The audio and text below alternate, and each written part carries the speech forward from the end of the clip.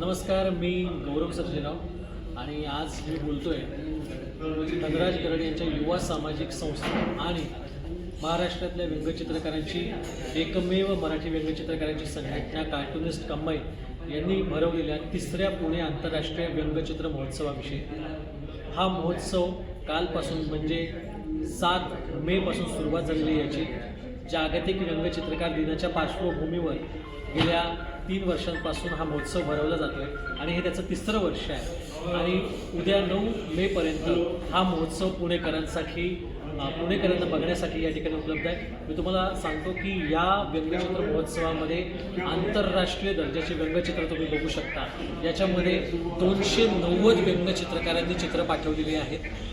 या 290 व्यंगचित्रकारांपैकी 150हून अधिक व्यंगचित्र ही जगातल्या 50हून अधिक देशांमधून आलेली आहेत. त्याच्यामध्ये आपल्या नजीकचा देश चायना असेल किंवा अगदी छोटा क्रोएशिया असेल, या देशांतली व्यंगचित्रकार मंडळी आणि त्यांचं काम तुम्ही इथे बघू शकता. त्याचसोबत भारतातल्या 75 व्यंगचित्रकारांचं आणि महाराष्ट्रातल्या 63 व्यंगचित्रकारांचं काम तुम्ही इथे बघू शकता.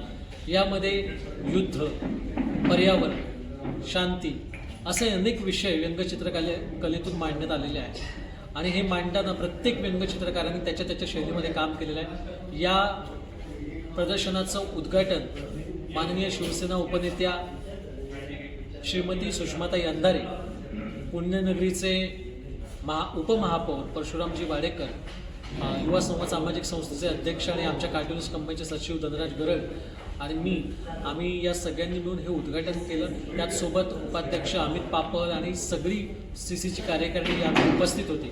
आणि या उद्घाटनाच्या वेळी आम्ही व्यंगचित्रकार भवन उभारण्यात यावं यासाठी सरकारकडे मागणी केली.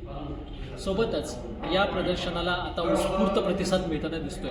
मला सांगायला आनंद होतोय, आजच्या दिवशी 7 मे रोजी सकाळी ज्या तळवळकर जिम आपण ज्यांना म्हणतो, त्या ज्या तळवळकरांच्या संपूर्ण महाराष्ट्रामध्ये जिम आहेत, अशा तळवळकर जिमचे ओनर मधुकर तळवळकर जी हे स्वतः मुंबईहून हा खास कार्यक्रम बघण्यासाठी आले होते. त्यांचं वय आता 94 आहे. त्याचसोबत काँग्रेसचे प्रवक्ते हनुमंतराव पवार, त्यानंतर शिवसेनेचे अमित गरड आणि अशी बरीच मंडळी आत्तापर्यंत या प्रदर्शनाला भेट देऊन गेलेली आहेत. आणि थोड्याच वेळापूर्वी आमच्याकडे दानशूर व्यक्तिमत्व नानजीबाई ठक्कर यांनीसुद्धा भेट दिली आणि त्यावेळी त्यांनी व्यंगचित्रकार भवन उभारण्यासाठी जी काही मदत लागेल ते करण्याचं आश्वासन दिलेलं आहे. आणि या व्यंगचित्रातून आम्ही वेगवेगळ्या विषयांवरती भाष्य करत असतो. त्यामध्ये समाजाचं एक प्रतिबिंब यामधून मांडण्याचा प्रयत्न करत असतो आणि अशी अनेक व्यंगचित्र तुम्हाला इथे बघायला मिळतील. आणि त्यासोबतच तुम्हाला एक नवा विचार ही व्यंगचित्र देते.